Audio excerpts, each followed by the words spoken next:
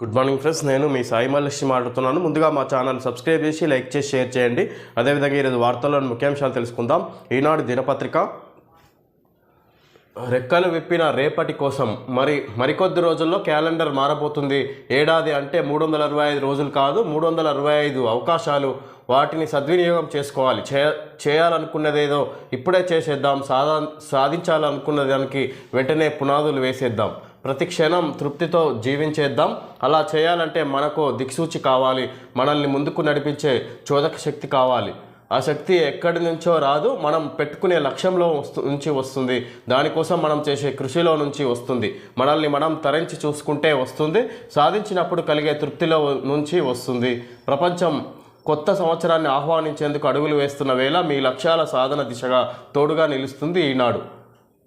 ఈ విధంగా ఇక్కడ ఈ సంవత్సరం 2024 డిసెంబర్ ముగుస్తున్న కారణంగా ఈ విధంగా కొత్త 2025లోకి అడుగు పెడుతున్న సందర్భంగా ఈ విధంగా ఈనాడులో ఇవ్వడం జరిగింది. ఇక్కడ మనం సమయాన్ని వృధా చేసుకుంటే కాదు, అనుకున్న లక్ష్యాలని సాధించే విధంగా ఉండాలి అన్నట్టుగా ఇక్కడ, లేకుంటే అనవసరంగా కాలం గడుస్తుంది అన్నట్టుగా ఇక్కడ ఈనాడులో ఇచ్చినట్టుగా చూసుకోవచ్చు. ప్రత్యేక కథనాలు 13లో ఇచ్చినట్టుగా చూసుకోవచ్చు.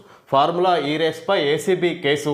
A1గా కేటీఆర్, A2గా అరవింద్ కుమార్, A3గా హెచ్ఎండిఏ అప్పటి సిఈ బిఎల్ఎన్ రెడ్డి. విదేశీ సంస్థకు అక్రమంగా 54.88 కోట్లు చెల్లించినట్లు అభియోగం. కేటీఆర్ ఆమోదంతోనే నిధులు విడుదలైనట్లు ఆరోపణ. 3 ఏళ్లలో 600 కోట్లు చెల్లించేలా ఒప్పందం. విధంగా ఇక్కడ ఈ ఫార్ములా కేసు, ఈ ఫార్ములా కార్ రేసు వ్యవహారంలో విధంగా కేటీఆర్ని A1గా భావిస్తూ, అదేవిధంగా A2గా అరవింద్ కుమార్, A3గా అప్పటి హెచ్ఎండిఏ ఈ సిఈ బిఎల్ఎన్ రెడ్డిని ఇక్కడ నిందితులుగా భావిస్తే ఈ విధంగా కేసు నమోదు చేసినట్టుగా చూసుకోవచ్చు. ఈ విధంగా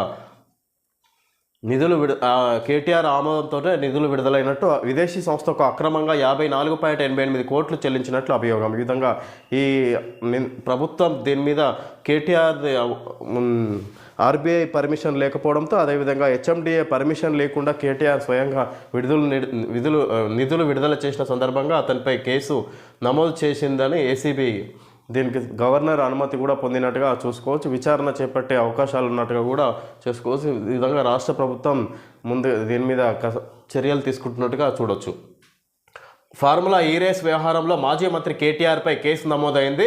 నాటి పురపాలక శాఖ మంత్రిగా వ్యవహరించిన కేటీఆర్ను ప్రధాన నిందితుడిగా A1గా పేర్కొంటూ తెలంగాణ ఏసీబీ కేసు నమోదు చేసింది. పురపాలక శాఖ అప్పటి ప్రత్యేక ప్రధాన కార్యదర్శి అరవింద్ కుమార్ A2గా, హెచ్ఎండిఏ అప్పటి చీఫ్ ఇంజనీర్ బిఎల్ఎన్ రెడ్డి A3లను ఎఫ్ఐఆర్లో చేర్చింది. ఫార్ములా ఈ రేస్ నిర్వహణ కోసం నిబంధనలకు విరుద్ధంగా విదేశీ సంస్థకు సొమ్ము చెల్లించారంటూ పురపాలక శాఖ ముఖ్య కార్యదర్శి దాన కిషోర్ ఏసీబీకి ఏడాది అక్టోబర్ 18న ఫిర్యాదు చేశారు.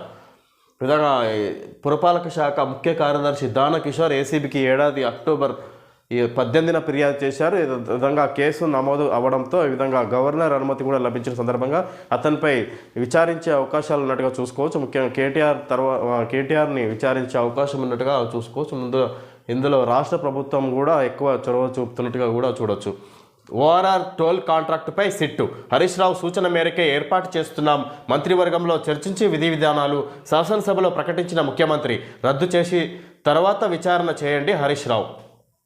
ఓఆర్ఆర్ టోల్ కాంట్రాక్టుపై కూడా సిట్టు. ఈ విధంగా ఇది హరీష్ రావు సూచన మేరకే ఏర్పాటు చేస్తున్నామని రాష్ట్ర ప్రభుత్వం ముఖ్యమంత్రి రేవంత్ రెడ్డి తెలియజేసినట్టుగా చూసుకోవచ్చు. ఈ విధంగా మంత్రివర్గంలో చర్చించి విధి విధానాలు తీసుకొస్తాం. దాన్ని అయితే రద్దు చేసి తర్వాత విచారణ చేయండి అని హరీష్ రావు అంటుండు. దీని మీద ఓఆర్ఆర్ టోల్ కాంట్రాక్టుపై ఏ విధమైన అవకతవకలు జరిగినాయి అన్న దాని మీద కూడా హరీష్ రావు సిట్ వేయాలని ప్రభుత్వానికి సూచించాడంటే ఆయన సూచన మేరకే రాష్ట్ర ప్రభుత్వం విచారణ చేపడుతున్నట్టుగా చూసుకోవచ్చు.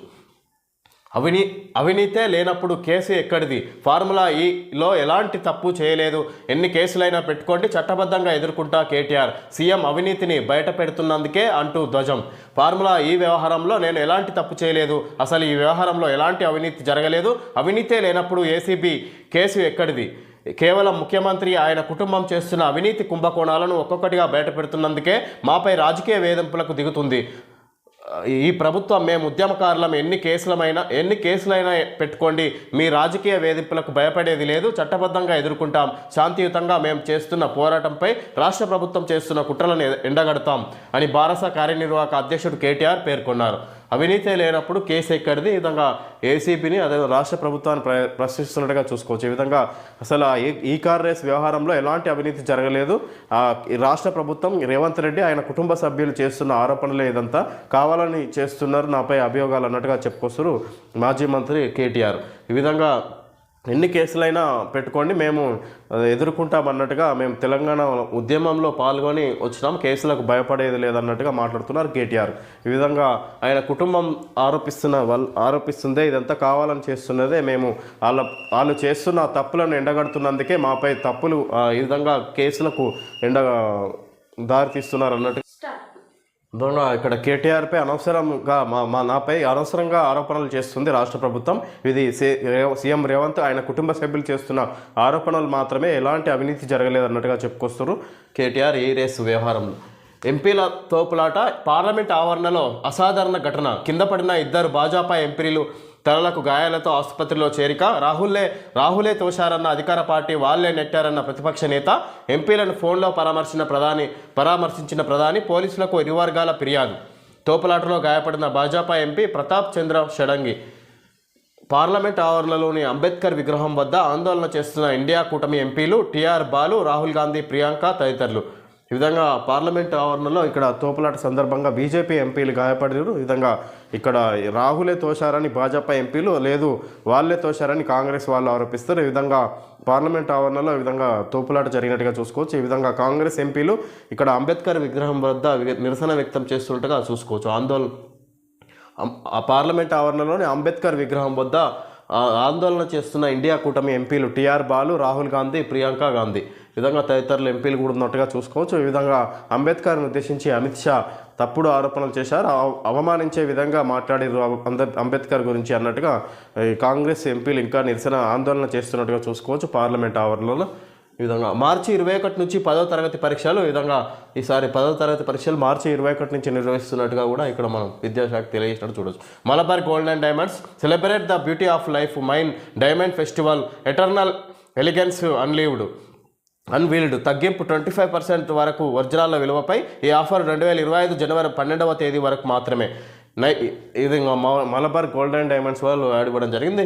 అదేవిధంగా జిఆర్టీ జ్యువెలర్స్ నైపుణ్యానికి ఒక అద్భుతం, ఇప్పుడు ప్రపంచ రికార్డు.